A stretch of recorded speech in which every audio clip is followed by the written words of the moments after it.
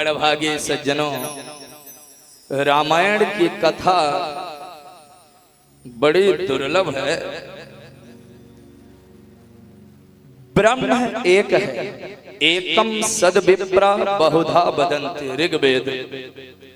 ब्रह्म एक है और वेद चत्वारा, वेद चार है।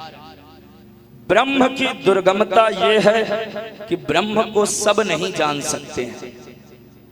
अपरिपक्व व्यक्ति जिसका इंद्रियों पर अपने मन पर संयम नहीं है वो ब्रह्म को नहीं जान सकता। वैसे ही वेद की भी दुर्गमता है कि वेद पढ़ने के सब अधिकारी नहीं है। स्त्री शूद्र द्विजबंधो नाम त्रयीणा श्रुति गोचरा, भागवत के प्रथम स्कंध में ही है। तो ब्रह्म की दुर्गमता यह है कि ब्रह्म को सब नहीं जान सकते, और वेद की दुर्गमता यह है कि वेद को सब पढ़ नहीं सकते। लेकिन ब्रह्म की दुर्गमता को सुगम करने के लिए वो एक ब्रह्म दशरथ जी के यहाँ चार रूपों में आए। जो एक ब्रह्म है वही वाल्मीकि जी लिखते हैं वाल्मीकि रामायण में कि वेद वेद्य परे पुंसी जाते दशरथ आत्मजे। वो पर ब्रह्म दशरथ जी के यहाँ पुत्र बन के आए, एक ब्रह्म चार रूपों में।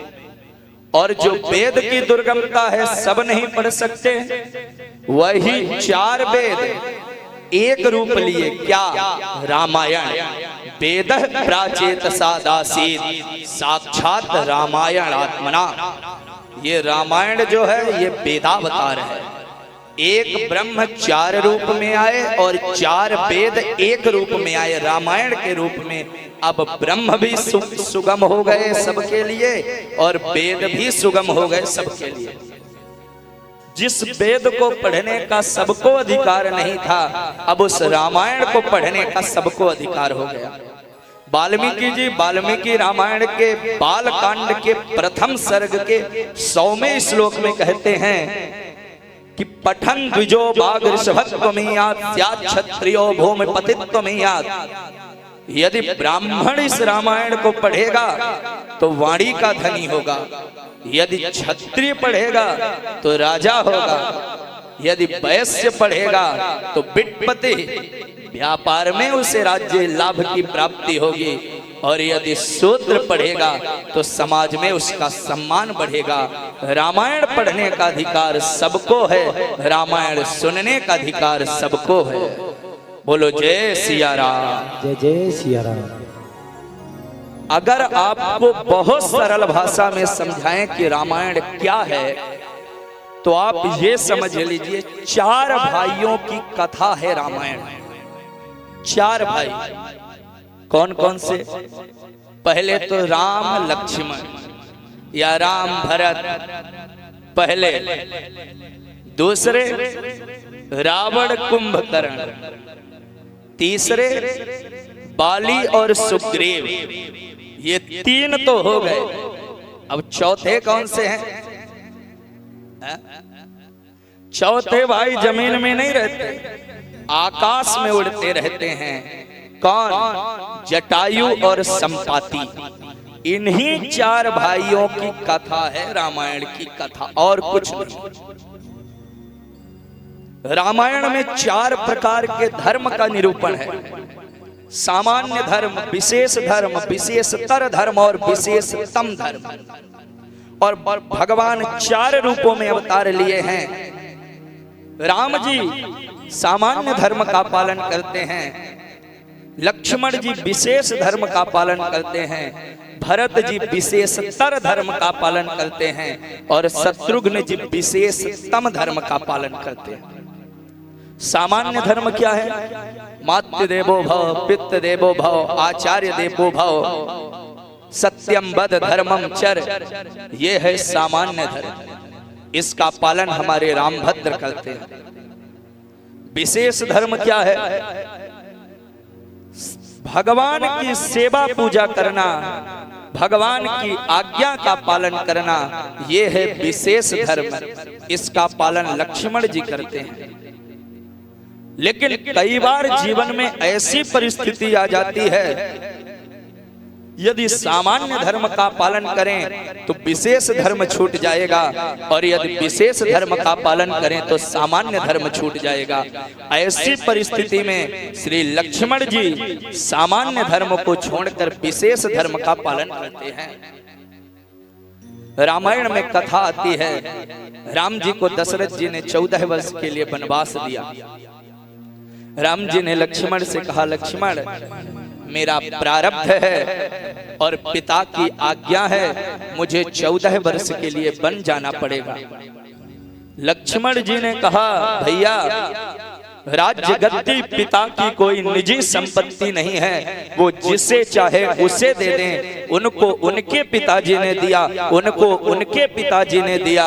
यदि इस नियम के खिलाफ जाकर के स्वयं महाराज भी किसी को राज्य गद्दी देना चाहें तो वाल्मीकि रामायण में वाल्मीकि जी लिखते हैं, हनिष्ये पितरम वृद्धम कैकेय्या शक्तमानसम। लक्ष्मण जी कहते हैं, मैं उस बूढ़े पिता का भी वध कर दूंगा जो कैकेयी में इतना आसक्त है कि आपको वन भेजने की बात कर रहा है।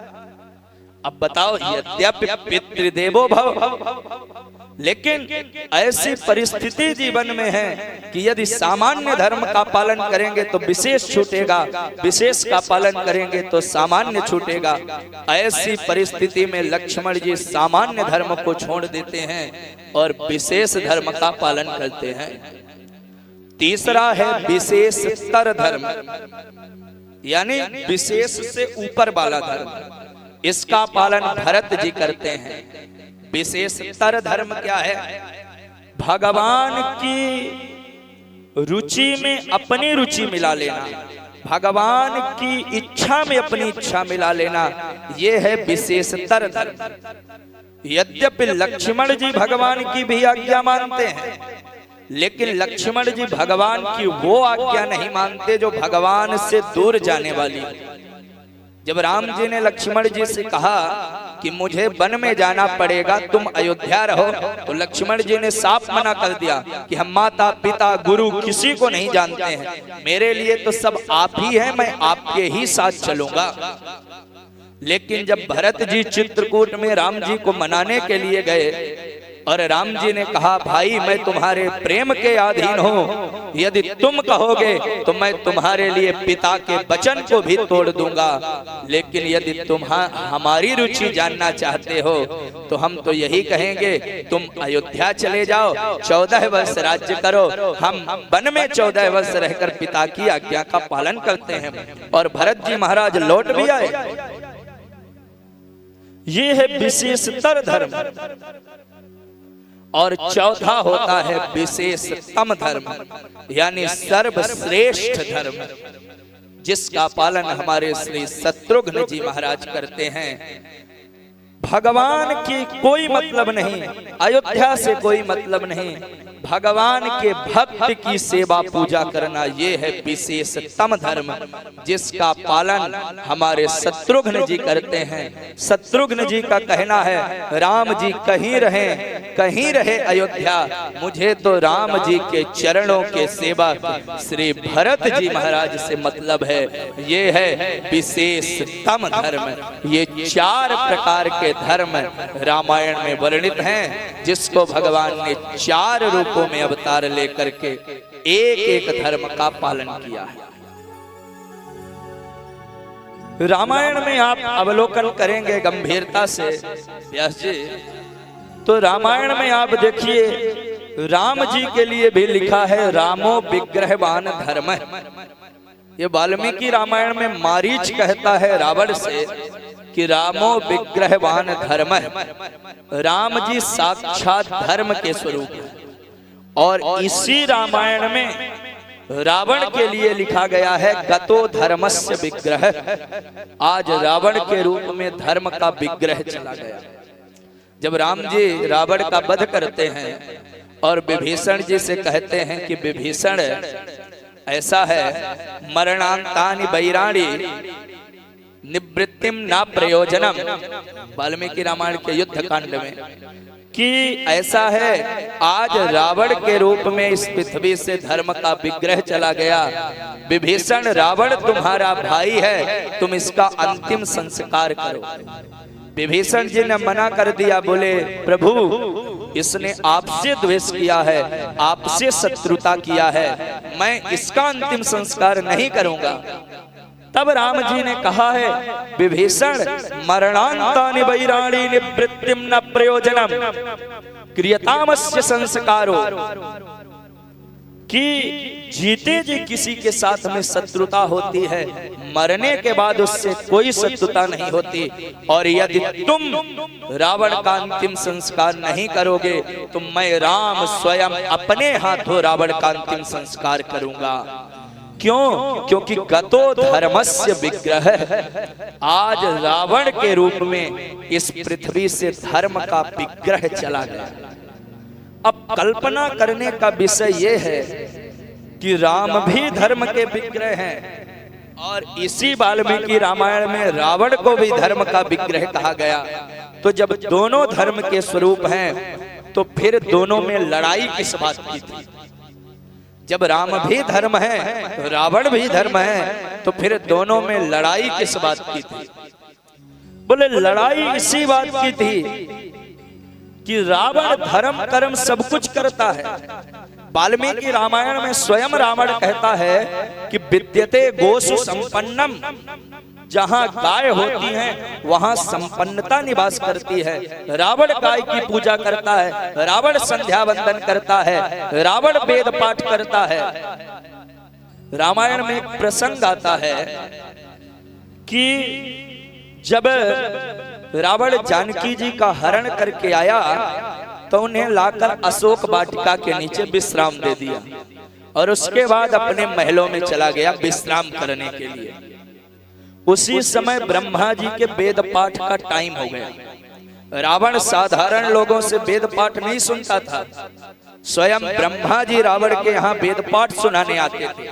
तो आज ब्रह्मा जी थोड़ा 2 मिनट पहले आ गए रावण को वेद पाठ सुनाने। और जैसे ही ब्रह्मा जी ने शुरू किया, हरि गणानान्त्वा गणपति गुंघवामहे, जैसे ही शुरू किए तो रावण का द्वारपाल आकर के ब्रह्मा जी को डांट दिया। ब्रह्मण्यध्ययनस्तनैष समये तूष्णीं बहिस्थीयताम्, हे ब्रह्मा अभी पाठ का समय नहीं हुआ है, तूष्णीं बहिस्थीयताम्, जाओ और जाकर के बाहर बैठ जाओ। अरे राम रे, उस सभा में बृहस्पति जी बैठे थे। बोले इस द्वारपाल की इतनी हिम्मत कि ब्रह्मा को डांट रहा है। द्वारपाल बोला, स्वल्पम जल्पपते बृहस्पते जड़मते नैसा सभा वज्रिण है। अरे मूर्ख बृहस्पति, स्वल्पम जल कम बोलो, ये बृहस्पति इंद्र और सुग्रीव की सभा नहीं है, नैसा सभा वज्रिण, इंद्र की सभा नहीं है। अब तो सभा में महाराज नारद जी बैठे थे। नारद जी ने सोचा भैया हम चलो थोड़ा बीड़ा बजा के इसका मन बहलाएं। नारद जी बीड़ा बजाने लगे। द्वारपाल बोला, बीड़ा संघर नारद, ए नारद ज्यादा बीड़ा उड़ा मत बजाओ। वहीं पर एक तुम्बरु गंधर्व बैठा था, ये गाता बहुत बढ़िया है, ये राग अलापने लगा। द्वारपाल ने उसको भी डांटा, अलापम अलम तुम्बरु, ए तुम्बरु ज्यादा अलाप मत लगा। अब सब डरते हुए आए द्वारपाल के पास। बोले भैया तो सबको डांट रहा है, आखिर बात क्या है? द्वारपाल बोला, सीता रल्लक भल्ल भग्न हृदय है, स्वस्थो न लंकेश्वर है। अभी अभी लंकेश रावण विदेह नंदिनी जानकी का हरण करके लाए हैं, उनका चित्त स्वस्थ नहीं है, इसलिए शांत बैठो। ये रावण के द्वारपाल का रुतबा था। आप सोचिए रावण का कितना रुतबा रहा होगा। तो रावण भी वेद पाठ करता था, रावण भी गाय का पालन करता था, रावण भी संध्या वंदन करता था, गायत्री जपता था। लेकिन रावण चाहता था धर्म कर्म करके, वेद पाठ करके केवल मैं शक्ति अर्जित करूं, केवल मैं शक्तिमान बनूं, दूसरा कोई न बने। बस यही कारण था राम और रावण की लड़ाई का, दूसरा कोई नहीं। रावण कहता था जप जोग विरागा तपमख भागा श्रवण सुनई दस सीसा आपुन उठ धावई रहै न पावै धरि घालई करि खीसा अस भ्रष्ट अचारा भा संसारा धर्म सुनिए नहीं काना तेहि बहुविध त्रासई देश निकासई जो कह वेद पुराना। हाँ, जो वेद पाठ पुराण का वाचन करता उसको देश से निकाल देता था। बस यही कारण था रावण के और राम की लड़ाई का, दूसरा कारण नहीं था। बोलो जय सिया राम।